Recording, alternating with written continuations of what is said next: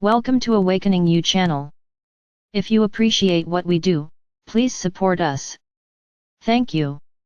Dear brothers and sisters of planet Earth, I am Metatron. I bring with me a large bubble of light, in which I envelop each and every one of you who is here, with an open heart. Creating a shield, a protection, against all the adversities that exist in this world. Believe me, my brothers and sisters, each one of you is a divine spark, powerful, strong, and with all the wisdom that is necessary to know how to create and maintain your path to the fifth dimension. None of you need books, encyclopedias, or libraries to learn this. Your own experiences, everything that your soul has ever lived, gives you the wisdom and certainty of the right path to follow. The one that will effectively take each one of you to the center of light. The ego has been extremely stimulated, fed, and valued. And many of you apply all these values at all times. Always placing yourself as the center of everything, the center of attention, the center of problems, the center of decisions. Where the correct thing is to have no self. Of course, each one of you is a divine presence, the I Am. But you are all inserted within the whole. There is no ball that limits you in relation to the whole. You are inserted within it. So the great wisdom in these times is to always have the self within the whole. It is to always be aware that each energetic movement, whether through thoughts, words, actions, affects the self and the whole. And everything you do, will always have a return.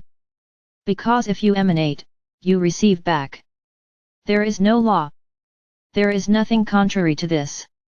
This is the wisest law that God the Father or Mother created in the universe. Where each one of you is responsible for what you emanate. And everything that is emanated has your signature there. No one takes it, no one assumes it. It cannot be transferred to anyone. It will always be yours, wherever you are in the universe. Your energy will always bear your signature. So, my brothers, do not be fooled. Everything has consequences. You may not believe this. You may live thinking that you can do whatever you want and nothing will happen to you. But I tell you that in these current times, everything is very accelerated. And things are returning very quickly. It will not be in the next incarnation, it will be in this one. Because you need to learn and free yourself from all these bonds, these concepts and learnings that have been given and imposed on you for so long. Before emanating anything, put yourself in the other person's shoes. And receive exactly what you emanated. Stop and observe how you will feel. Put yourself in the other person's shoes. This will be a great exercise, so that you understand what you provoke, so that you learn everything that you generate in the whole, even if you think it is something insignificant. Nothing is insignificant to the universe. Everything is energy. And no matter how silly the act is, it will come out of you and return to you. But if it had a direction, a person, then this act becomes really very dangerous.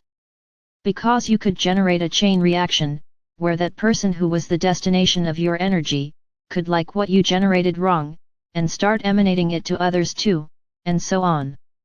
So look at what you indirectly caused.